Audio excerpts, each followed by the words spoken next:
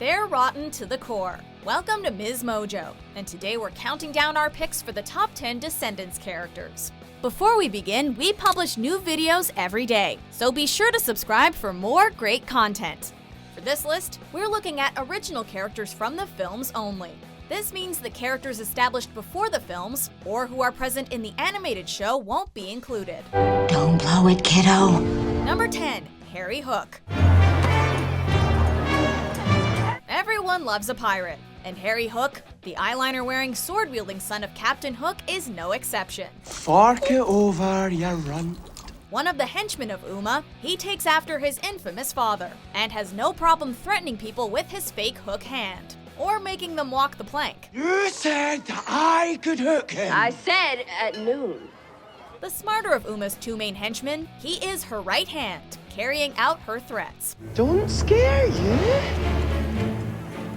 That's my speciality. With his Scottish accent, smooth voice, and epic dance moves, Harry is definitely one of our favorite original characters, even though our hearts were in our mouths when he threatened Ben.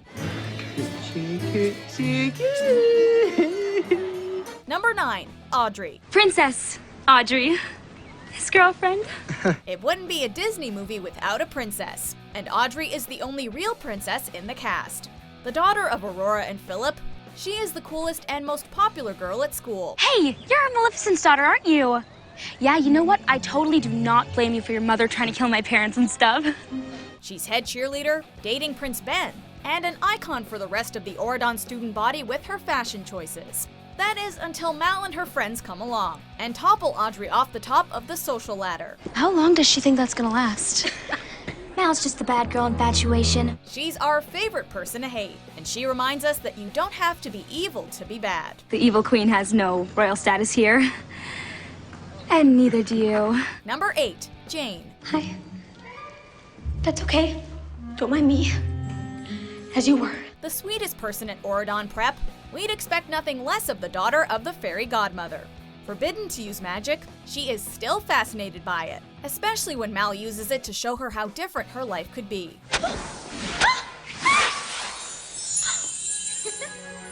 But when things go wrong, Jane goes back to not using magic, and by the second movie has moved up the social ladder by becoming a cheerleader and planning cotillion. Chair swags, entry banner, twinkle lights, napkin design, table bunting, and you still haven't picked the party favorites yet. She puts 100% effort into her endeavors, but sometimes forgets to worry about herself.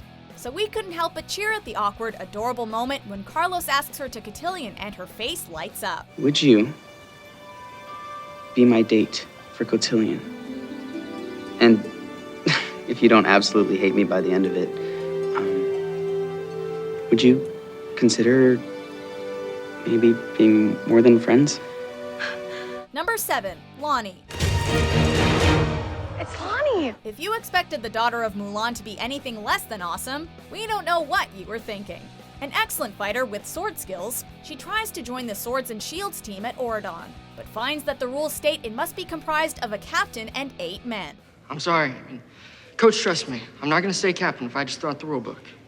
If my mother thought that way, she would have lost the war. Not allowed to participate because of her gender, she pushes for inclusion, and when she tags along to the aisle, proves herself to be a capable fighter. This prompts Jay to find a loophole, making Lonnie the captain of the Swords and Shields, and leaving us doing a happy dance in front of our TVs. Give it up for your new team captain.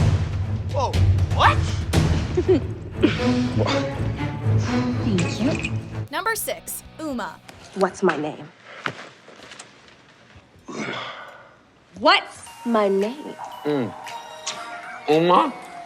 The villainous Uma just wants acceptance and for people to know her name.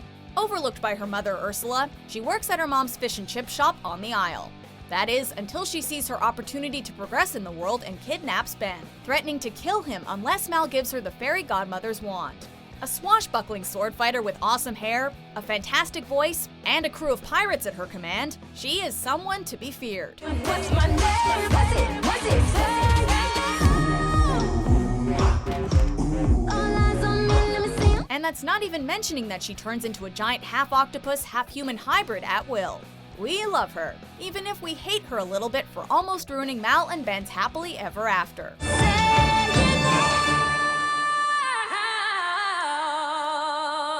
Number 5, Ben. Be our guest. Be our guest. Be our guest. Yeah. Tall with honey brown hair, hazel green eyes, and a soft heart, Ben is everything anyone could ask for in a prince. This dashing guy is the reason our favorite villainous kids got their chance at redemption. And right now, I can look into your eyes and I can tell you're not evil.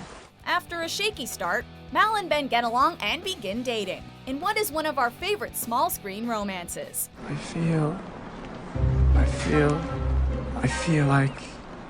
like singing your name. No!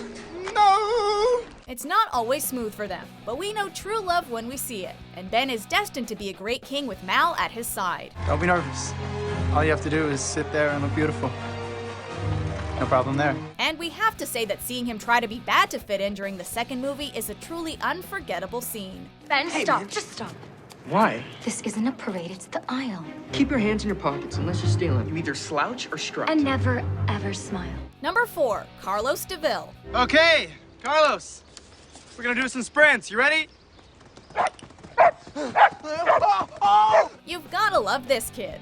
Raised by the abominable Cruella DeVille, Carlos grows up being absolutely terrified of dogs. This thing is a killer.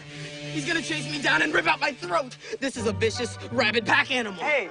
But after leaving the aisle and the clutches of his mother, Carlos really starts growing into a cool person, discovering along the way that dogs aren't so bad after all. He takes a liking to Dude, and the two of them are almost inseparable, even when the school mutt finds his voice and begins speaking hard truths to Carlos. If she does not like you, then she is not the one for you. You really are a man's best friend. All we know is that these two have each other's backs. And with his great sense of style and growing courage, we love seeing where Carlos's personal journey takes him. How to get out of the friend zone. They died with Aladdin and I see you reading over my shoulder. Number 3, Jay. Hello, Foxy. The name's Jay. If you're surprised that Jafar had a son, we are too. But it turns out Jay is one of the greatest dudes around. With his laid-back attitude, handsome smile, and excellent fighting skills, it's no wonder that Jay gets along with everyone and becomes captain of the Swords and Shields team. Learning to be chivalrous, he eventually figures out ways to help other people, including finding a way to help Lonnie achieve her dream of joining the Swords and Shields team. We can't help but be a little bit in love with him and wish we had a guy like that in our lives. If you were gonna ask someone, what's the best way to go? Listen, all you gotta do is look like me. Oh, ha ha. Number 2, Evie. How amazing will this look with my shredded tea and my heart purse? More than just a pretty face, Evie is the daughter of the Evil Queen. While she loves fashion and beauty, she's also an intelligent young lady who learns that it's a good thing to be smart and ambitious. Always a mistake to underestimate. A villain? Don't make it again. Despite being the most excited of her friends to attend Oridon Prep, she quickly learns that being a princess doesn't count for as much as she'd hoped, and that finding a prince shouldn't be her life's goal. We have to say that when she starts going out with the nerdy Doug, we love that it showed how far she'd come. Don't be dopey.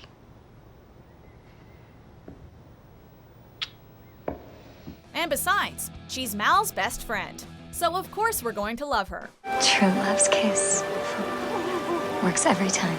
Before we unveil our top pick, here are some honorable mentions. Why did the coach make him captain instead of me? I'm obviously better. King Chad, though. I do rather like that. I think in the next few years, you could buy that castle you always wanted. That way you wouldn't need a prince. Jay, Carlos, Evie, hey guys.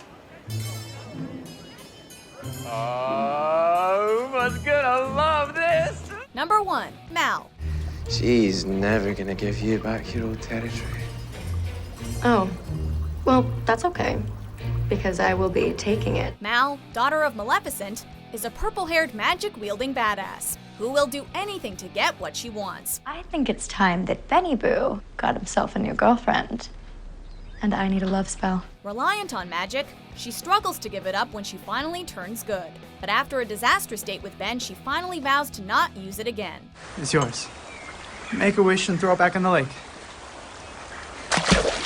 She's loyal to her friends and does her best to separate herself from her mother's legacy of evil. She finds it hard to believe she's worthy of Ben's adoration.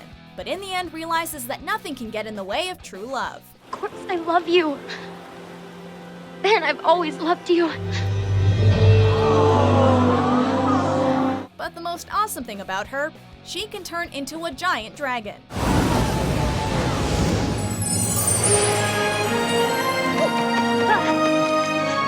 You agree with our picks? Check out these other great clips from Ms. Mojo and subscribe for new videos every day.